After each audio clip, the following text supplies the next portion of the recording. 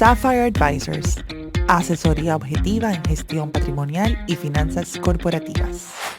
Soy Juan Manuel Peña, director de Sapphire Advisors, donde brindamos asesoría en gestión patrimonial con enfoque en inversiones internacionales y en finanzas corporativas, asistiendo en valoración de empresas, planes de negocio y estudio de factibilidad. Para más información, síguenos en las redes mercadosyvalores.rd y Sapphire Advisors o vía WhatsApp 809-224-8724. Sapphire Advisors. Sapphire Advisors y Bao Media Group. Mercados y Valores con Juan Manuel Peña.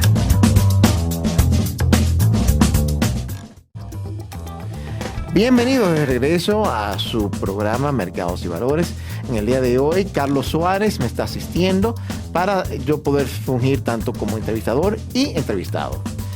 En el segmento anterior estuvimos hablando sobre bonos a manera casi de seminario o taller de inversión, y ahora vamos a hablar de las acciones y qué significa invertir en acciones. Vamos ahora a definir un poco lo que es el concepto de acciones. Primero, una acción es un derecho de propiedad en una empresa.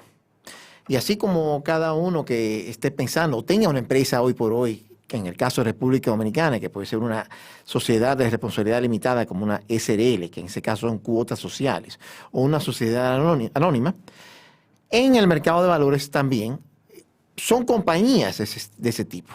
La única diferencia es que a nivel local, hasta ahora, que no se han emitido acciones, aunque ya se espera que se haga, que salga a la luz la primera emisión, que va a ser la de César Iglesias, no hay una cultura de compra y venta de acciones como lo hay ya en mercados más desarrollados. En esos mercados lo que ya se estila es que esas compañías hacen lo que es una oferta pública de acciones iniciales, como de nuevo comentamos en el programa que tuvimos anterior, donde participó Marco Troncoso y Carl Carlson escribiendo el proceso de Tricom, y también que conversamos un poco más temprano en el día de hoy. Las acciones que se compran y se venden son las acciones en circulación, son las acciones que una vez se hace la primera oferta pública de acciones, ya los tenedores, los inversionistas, compran y venden las acciones en el mercado. Típicamente, los que compran y venden esas acciones son inversionistas institucionales, inversionistas personales a nivel de retail, compañías de seguros, fondos de pensión, fondos mutuos, los que se llaman Exchange Traded Funds o fondos que cotizan basado o ligado al desempeño de un índice particular. Para que tengamos una idea de las cifras que se manejan a nivel global en mercado de acciones, a nivel global se estima que el mercado global de acciones anda por el orden de 93, casi 94 trillones de dólares. Y solo en el New York Stock Exchange de Nueva York y el Nasdaq cotizan más de 5 a 6 mil compañías diferentes. Para que tengan una idea de la magnitud y la atomización de diferentes entidades que cotizan en el mercado de valores. Vamos a hablar un poquitico de la historia de lo que son el mercado de valores. Primero, la primera compañía conocida como una compañía de vender acciones en un mercado fue la famosa Dutch East India Trade Company, que estaba financiando todo lo que era la expansión de Holanda y los Países Bajos hacia lo que era conquista de nuevos mundos en el siglo XVII, en el año 1602. Luego de eso vino el desarrollo ya de mercados más modernos, tanto en Inglaterra como en Nueva York, donde cuando se comienza Wall Street, comienza primero como un árbol o lo que llamaban buttonwood, que era donde se juntaban los participantes importantes del momento a comprar y vender acciones en una placita. De ahí evolucionó a lo que es ya hoy conocido, obviamente me estoy saltando mucha historia, pero lo que ya es hoy conocido como el New York Stock Exchange. Es importante tomar en cuenta que el New York Stock Exchange, a diferencia del otro, que es el Nasdaq, que le voy a decir un poco la diferencia entre los dos, el New York Stock Exchange todavía es un lugar físico donde obviamente todo está conectado a nivel electrónico, pero tiene un horario de apertura y tiene un horario de cierre. El horario de apertura es las 9:30, donde suena la campana, y el horario de cierre es las 4 de la tarde. Entonces, típicamente lo que se da es que hay diferentes especialistas o compañías que se dedican a lo que es estar en la compra y venta de acciones y reciben órdenes de diferentes personas que están buscando comprar o vender una acción en particular. Y hay especialistas que se enfocan en una acción en específico. Ahora, el mundo de las acciones no debe ser algo que se considere muy exótico o muy extraño. Es algo que es en el día a día, compone los patrimonios y los fondos de inversión de muchas familias, tanto de diferentes tipos, ya sea porque a nivel particular tienen la disciplina de ahorrar e invertir en el mercado, o sus fondos de pensiones están invirtiendo directamente en esas inversiones. Uno de los riesgos, sí, que hay que tener muy claro de invertir en acciones, hay lo siguiente. Las acciones, cuando uno compara contra los bonos, el accionista de una empresa, en caso de una quiebra de una empresa, es el último en una cadena que recibe cualquier liquidación, cualquier fondo que se recupere de una liquidación. Otra cosa importante es lo siguiente. Hay muchas acciones de compañías que son una gran promesa, una gran expectativa, como vimos el año pasado con muchas acciones que no habían producido ni siquiera el primer carro eléctrico, pero por el éxito que había tenido una compañía como Tesla, recibieron unas valoraciones sumamente altas que hoy por hoy con la crisis, digamos que la corrección que ha habido en los mercados en este año 2022, ya han reducido su valor casi más del 90% en muchos de esos casos. Juan Manuel, es importante agregar a tu conversación que hay diferentes perfiles de inversionistas, tanto en el mundo de las acciones, como en el mundo de los bonos, como en el mundo de los fondos, como en el mundo de los inversionistas en general. Los diferentes perfiles de tolerancia al riesgo son los que son conservadores, los que son tolerantes al riesgo de manera moderada y también los que son más agresivos. Más agresivos, exactamente, a la hora de invertir, que tienen otro perfil de riesgo. Excelente. Muy buena observación, Carlos. Y si fuéramos a hablar un poquitico de describir esos perfiles, los conservadores tienden a tener más incidencia en inversiones de renta fija versus renta variable, porque es de menor riesgo. Los moderados usualmente son 50-50, mitad-mitad, dependiendo. Y los agresivos, entonces, sería más aquellos que están interesados en invertir o exposición a renta variable versus renta fija.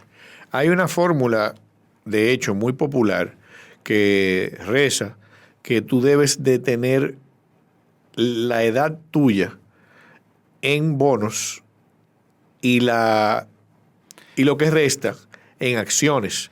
Por ejemplo. Es decir, si yo tengo 20 años, yo debería de tener 20% de mi portafolio en bonos y el 80% para completar 100 en acciones.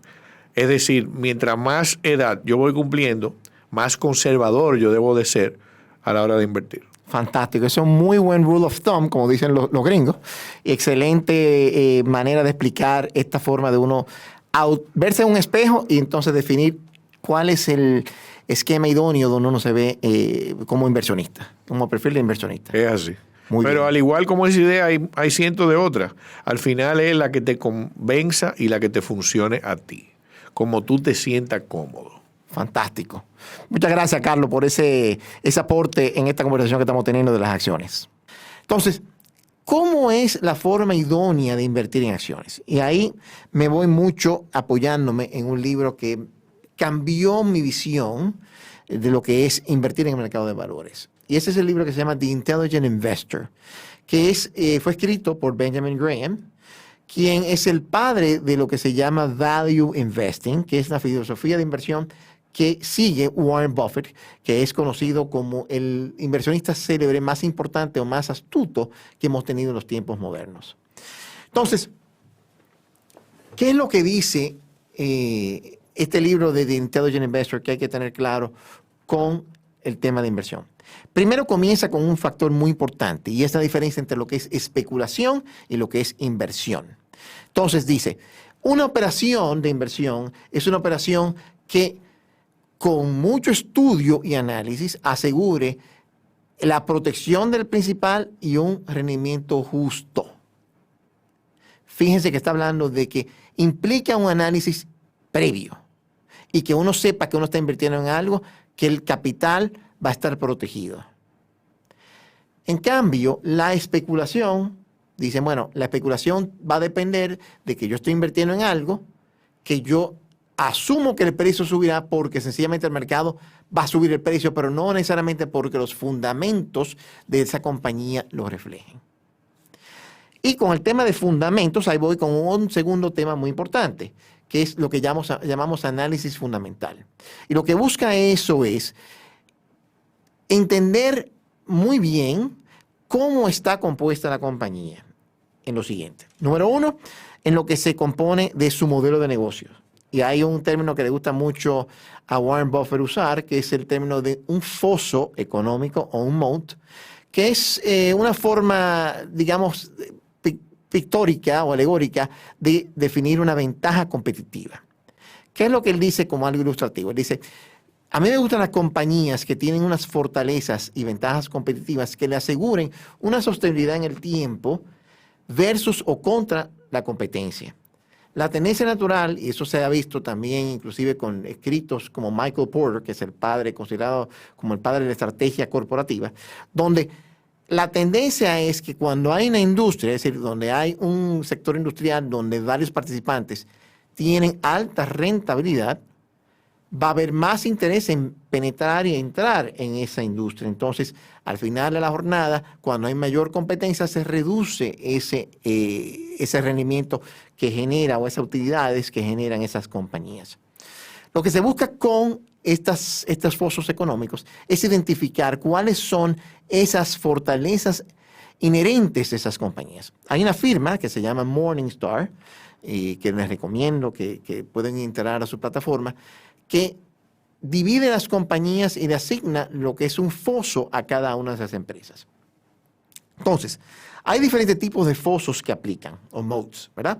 Está lo que son los fosos por sus intangibles, que son aquellas compañías que tienen una fortaleza de marca. Y ahí se destaca, obviamente, Coca-Cola, que es una compañía que siempre va a asegurar tener un mercado por el tipo de marca y la relación que tiene el cliente con la marca. También se destaca en lo que es una red completa, que es el caso de Facebook. Facebook es una compañía, o ahora Meta, conocida como Meta, es una compañía que vive de publicidad, pero depende de tener una red amplia de suscriptores o de miembros para que los anunciantes vean que sus anuncios tienen un potencial de llegar al segmento que están buscando. También hay compañías que tienen fosos económicos o fortalezas por patentes, que es el caso de las compañías, por ejemplo, las biotecnologías o biotecnológicas o las farmacéuticas, que típicamente tienen un periodo de patente que les protege el poder ser los que hagan y lleguen al mercado lo que es la emisión, lo que es el desarrollo de alguna medicina o algún nuevo medicamento que tienen uso exclusivo de eso y los protegen lo que es la ley de patentes con eso. Otra fortaleza que hay, por ejemplo, es lo que se llama el costo de cambio. Eso aplica mucho en el caso de Apple. ¿Qué pasa? El usuario de Apple típicamente es fiel a Apple desde el uso del celular hasta el uso del reloj con el Apple Watch, el uso de la computadora, el iPad, tiene en el carro, tiene el CarPlay. Entonces, ya está conectado con todo eso y con su cuenta de Apple, que para ese usuario desconectar o desmembrenar ese ecosistema, le cuesta trabajo de tener que empezar algo de nuevo y de cero yéndose a Samsung y Android y todas estas otras alternativas. Hay otra fuente de fosos, como por ejemplo lo que es tener poder de compra o costo o manejo de costos, que ese caso aplica en el caso de Walmart, que es conocido como una cadena minorista que líder en su mercado en Estados Unidos, pero como tiene ese poder de compra tan fuerte, puede tener negociaciones importantes con lo que son los establecimientos y más que nada con los proveedores que le venden a Walmart. Entonces, luego de haber analizado lo que es ya si la compañía tiene esa sostenibilidad, hay que irse a temas ya puramente financieros. Y es, número uno, entender qué tan rentable es la empresa. Y eso es como en uno de los programas que tuvimos que Mario Franco, conjuntamente con José Antonio Fonseca, nos comentaba de que el mercado de valores es pura matemática. Y es sencillamente, como hacemos hasta un negocio sencillo, cuánto me ingresa, cuánto me cuesta, tengo de gastos y cuánto es mi utilidad o mi rentabilidad. Aquellas compañías que tengan mayor nivel de rentabilidad, pues entonces tienen que tengan una sostenibilidad en el tiempo, manteniendo esa rentabilidad, pues entonces son mejores candidatos para eso. Otro tema interesante a tomar en cuenta cuando se está evaluando una compañía es también en la parte financiera, cómo es su retorno sobre capital invertido. De nada sirve que una empresa gane dinero, pero requiera que todos los años, todo lo que está ganando, hay que reinvertirlo. No, los negocios interesantes son aquellos negocios que dejan una buena rentabilidad, pero requieren cada vez menos reinversión de capital y cada vez producen más ingresos. Y eso es lo que se conoce como un compounder o una compañía que crece a nivel compuesto. Lo otro, ya pasando de ahí, siguiendo con los temas financieros, es entender la estructura de capital de la empresa. Cuando hablamos de estructura de capital es cómo se financia la empresa. Si la empresa es una empresa que está fuertemente apalancada, es decir, que significa que tiene muchos préstamos, esa es una compañía que tiene un nivel de riesgo bastante alto, que en cualquier situación de recesión económica o competencia que tenga que ajustar sus precios, puede tener una situación complicada de futuro económico.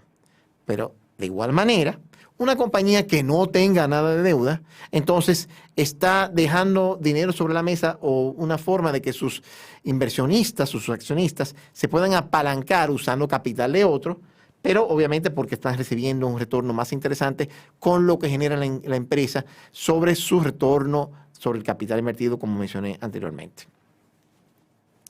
Luego que se analiza lo que es la fortaleza financiera de una empresa, hay que también tomar en cuenta algunos temas cualitativos.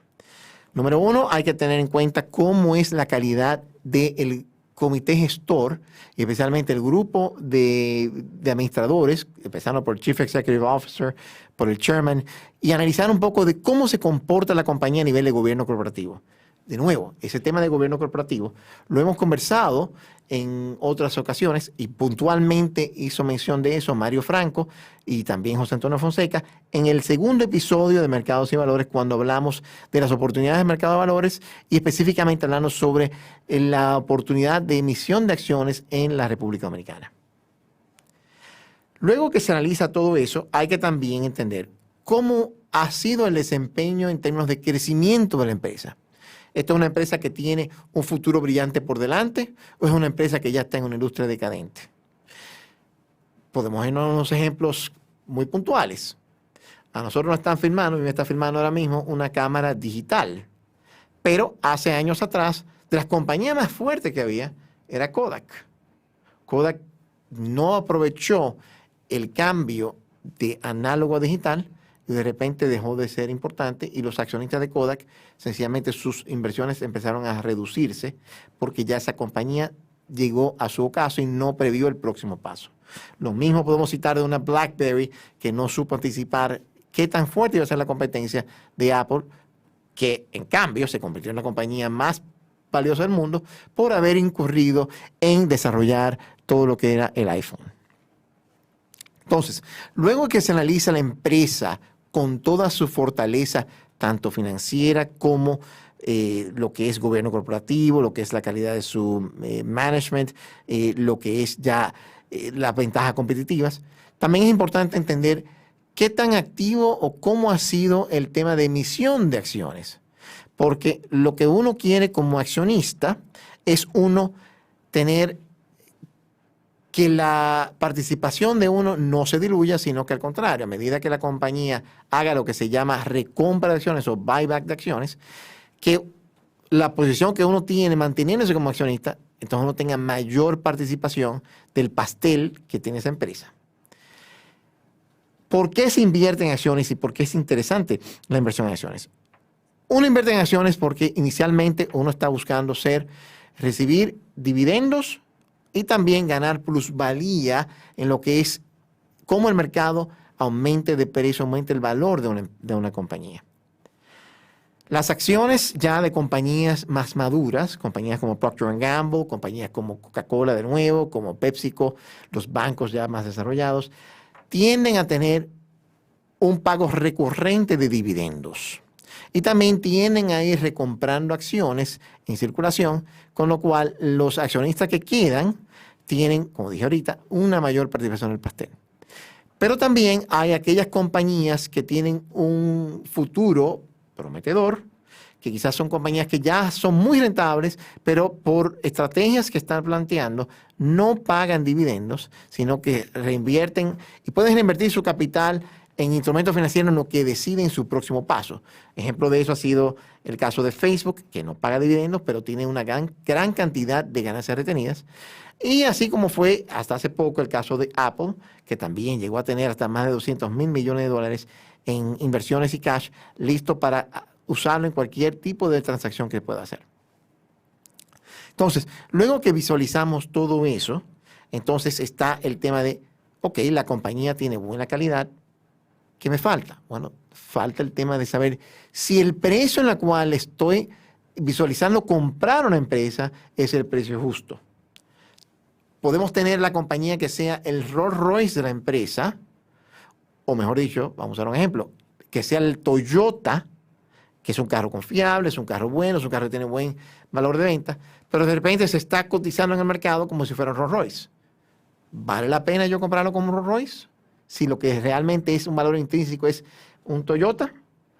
Entonces, hay una medida muy básica y sencilla que se llama el Price Earnings Multiple o el múltiplo de precio-utilidad, que mide cómo ha sido cómo es la relación entre lo que es el precio de la acción versus lo que es la utilidad por acción.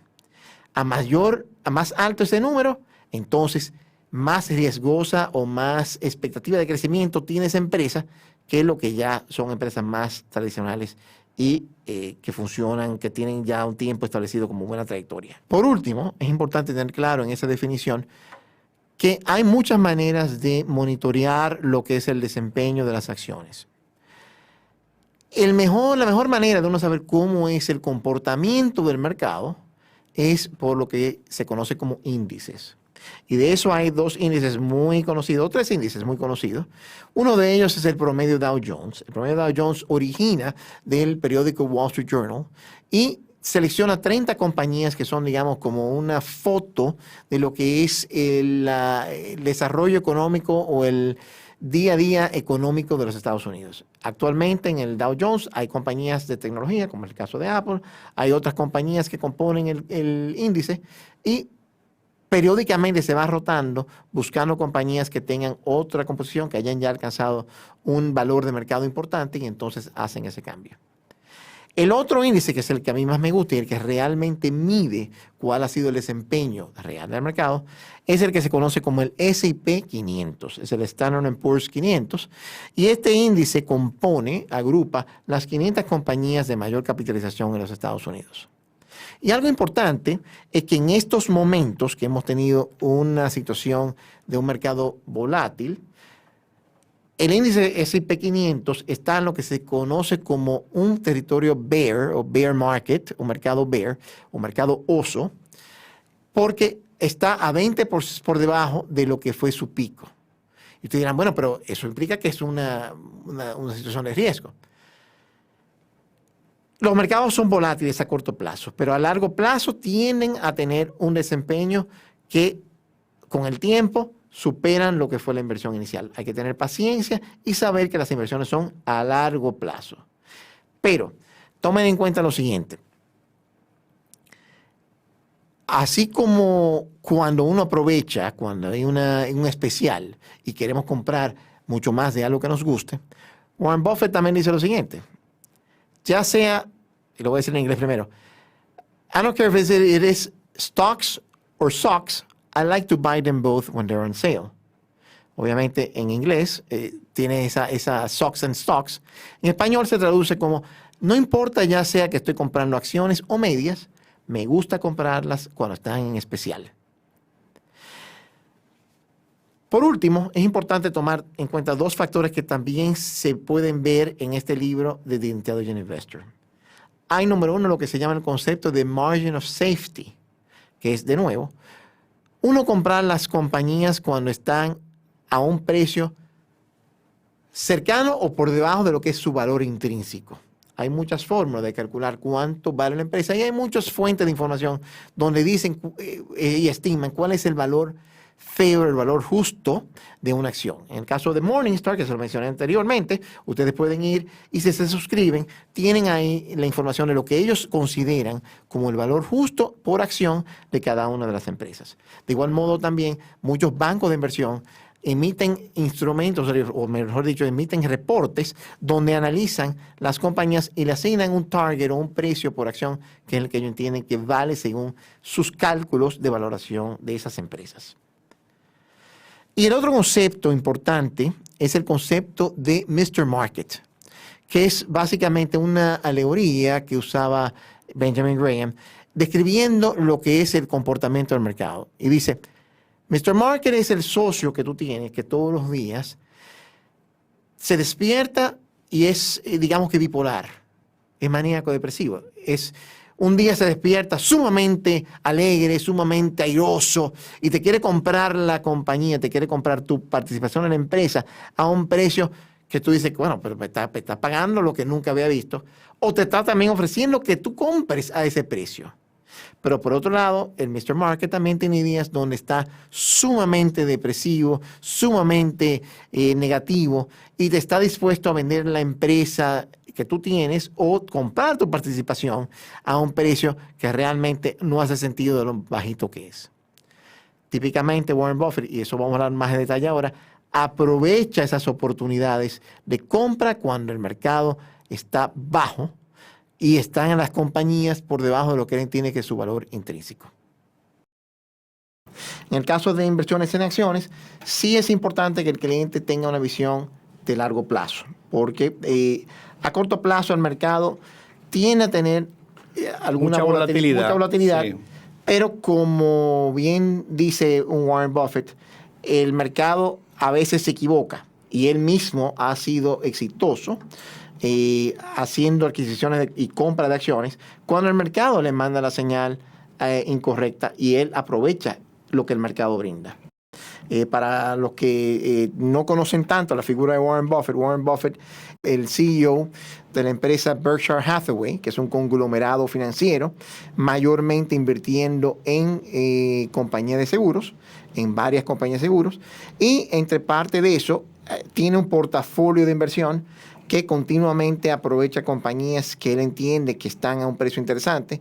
Y de las compañías más exitosas que ha invertido está, por ejemplo, el caso de American Express en los años 60, donde aprovechó una oportunidad de un precio que había bajado sustancialmente American Express en ese momento, por un tema puntual, reputacional que estaba sucediendo con American Express en ese momento. American Express tenía un negocio de lo que era como un almacén fiscal, y tenía un cliente al cual estaba almacenando unos aceites particulares. Ese cliente empezó a diluir ese aceite y después se destapó que estaba haciendo un fraude ahí, que no era causado por American Express, pero le afectaba a American Express. American Express, la tarjeta de crédito, el banco, porque American es Express, importante American aclararle Express, eso. el grupo, Ajá. Pero estamos hablando de los años 60, sí. ¿okay? Que era un negocio que ya no tiene. Okay. Entonces, ¿qué pasa? Warren Buffett decía, oye, pero la acción ha caído a unos niveles, pero yo salgo y veo a la gente usando su tarjeta de crédito y el negocio continúa. Esto no tiene por qué afectar los fundamentos de American Express. Y ahí aprovechó, hizo una inversión importante en American Express que todavía mantiene su portafolio. Estamos hablando más de 50 años después de haber hecho esa inversión. La segunda inversión interesante, de muchas que la ha hecho, fue el caso de Coca-Cola. Coca-Cola. En la cual invirtió en los años 80, mediados de los 80. En ese momento Coca-Cola había tenido una caída leve en el precio de sus acciones, particularmente por algunos casos de cambios que habían hecho, por ejemplo el cambio de la fórmula famosa en los años 80, y eso dio a que temporalmente el precio de la acción de Coca-Cola bajara. Él aprovechó la compra de esa acción en ese momento y también continúa manteniendo eso como un portafolio importante. Ya por último, una inversión que hizo, que fue una sorpresa para muchos en el mercado, fue la inversión en Apple, que la hizo hace un par de años atrás. Warren Buffett no había hecho inversiones en compañías tecnológicas porque él siempre dice lo que llaman el círculo de competencia, que es básicamente yo invierto en lo que yo puedo entender y yo la tecnología no la entiendo. Entonces yo soy humilde y me limito a invertir en las cosas que yo entiendo. Pero a medida del tiempo, Warren Buffett ha agregado otros miembros a su equipo, y esos nuevos miembros, que son los hoy que ya han sido anunciados como sucesores eventuales de Warren Buffett y de Charlie Munger, que es el vice chairman de Berkshire Hathaway, que ambos sobrepasan los 80 y tantos. Estos nuevos integrantes han ayudado a que Berkshire Hathaway también conozca y vea las oportunidades de inversiones en algunas compañías que antes no veía, como el caso de Apple. Pero más allá también, el mismo Warren Buffett dijo en la reunión de inversionistas de su empresa en este año, decía, lo que pasa es que Apple la vemos más que una compañía de tecnología, que obviamente lo es por los productos que hace, lo vemos como una compañía también de consumo. Una compañía ya que el consumidor se atrae por sus marcas y tiene una fidelidad fuerte con esa relación que tiene con su consumidor. Sí, la verdad que eso es una historia de éxito admirable. Yo recuerdo una anécdota del señor Warren Buffett. Un día está una persona que va a tomar una entrevista y se prepara para su entrevista y se dirige a uno de estos edificios emblemáticos de la ciudad de Nueva York, de muchos pisos, y cuando se sube al ascensor, justo antes de cuando se iban a cerrar las puertas, con varias personas ya dentro del ascensor, aparece el señor Warren Buffett. Resulta que, todo el mundo sabía que era Warren Buffett, pero nadie habló con él. Sin embargo, todo el mundo ignoró que en el piso del ascensor había una moneda, como le decimos aquí en Dominicana, de un chele, o en Estados Unidos un penny, y el único que se arrodilló a recoger el penny, adivinen quién fue. Fue Mr. Warren Buffett. Y todo el mundo lo que dijo fue que, wow, el tipo más rico en este ascensor es el que se baja a recoger ese chele del piso. Qué tipo más rastrero. Eso es lo que están pensando la gente, pero precisamente el que iba a hacer la entrevista se atrevió a preguntarle, hola señor Buffett, me disculpa el atrevimiento, pero usted es la persona que monetariamente más estable se encuentra montado en este ascensor ahora mismo y quién sabe si en el mundo. ¿Qué hace usted recogiendo esa moneda de un chele? Y Warren Buffett le responde al señor, muy buena pregunta, pero este chele que ustedes todos ignoraron va a ser mi próximo $1,000,000. Para que se tome en cuenta que lo importante es empezar. Así es. No importa qué tan pequeña sea la inversión. Así es. Bueno, Carlos, yo creo que con esa última información vamos a dar término en esta primera jornada que hemos tenido. Darte las gracias a ti, Carlos, por acompañarnos mutuamente en este nuevo proyecto. Definitivamente, esto es un emprendimiento interesantísimo y que más que nada nos sirve para continuar nuestra labor de educadores en el mundo de las finanzas personales, corporativas y, ¿por qué no?, y el mercado de valores. Así es. Muchas gracias. Estuvieron participando y escuchando de Mercados y Valores con Juan Manuel Peña y Carlos Suárez. Muchas gracias.